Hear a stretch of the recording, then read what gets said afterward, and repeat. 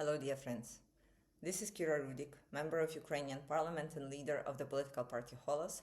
I'm talking to you from Kiev, Ukraine. Lots of things happened since the recent video. The authorities have confirmed that 25 people, including 4 children, were killed at the latest Russian attack on Kiev.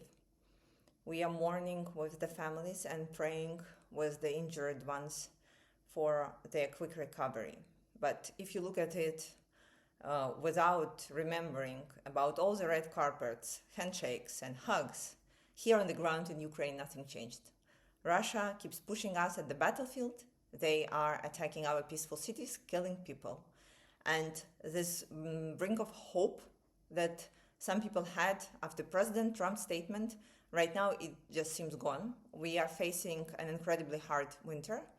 And right now we see that Russia is intensifying its operations.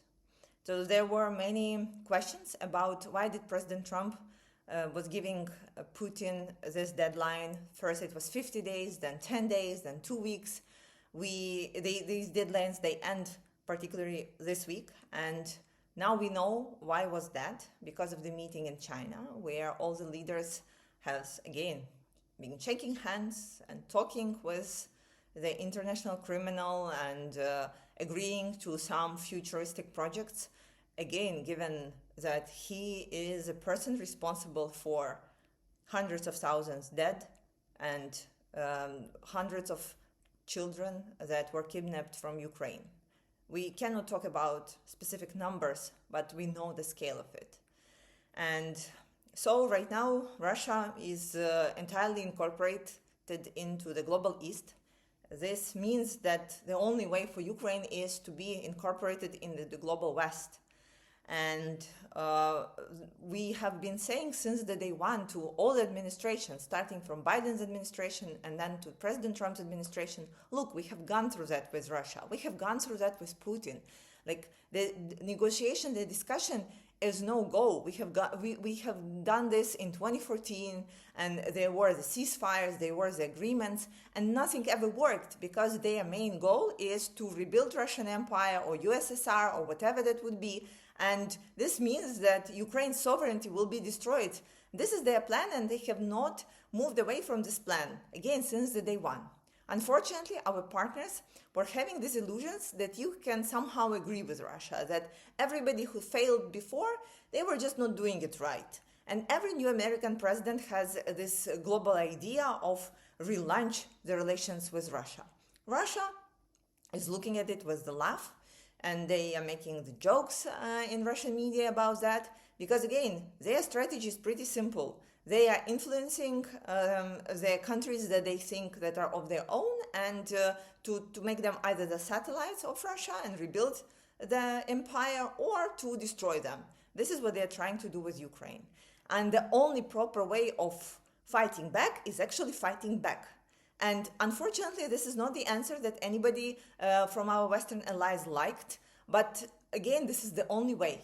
And when we are looking at the situation right now, there will be additional attempts to try to talk to Putin, think maybe he's avoiding the further negotiations about peace because he just was very busy or any other reasons. But the truth is that more and more European leaders are looking at it and saying, well, okay, we need to go with a plan B, and which is, again, arming Ukraine to the teeth, figuring out the security arrangement that will allow all of us to protect ourselves from Russia for real, so that we would know that Russia's missiles wouldn't reach the targets, that any Russian attempts to attack us at the battlefield will be useless for them or very expensive. And this is the only way to go.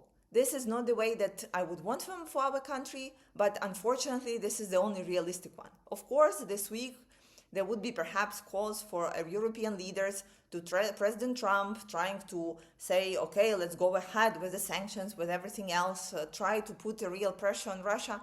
But does anybody believe at this point that Putin will come to negotiating table and that there will be something made out of it? One more thing is that this weekend, one of Ukrainian members of parliament was killed in the city of Lviv. It was a friend, Andriy Parubi, head of one of the heads of Revolution of Dignity and ex-leader of Verkhovna Rada. We are mourning with his family, and this is just the way how Russia works. And we want to warn everybody that they just don't change. The KGB guys are not changing. Like, what is the fact that would make you believe otherwise? Because all the facts that we are presenting right now are saying that they are just the same, going with the same KGB book, and they will continue doing so because as of right now, it worked very well for them. Just a reminder, please support this channel by subscribing and liking and commenting this video. Thank you so much, and glory to Ukraine.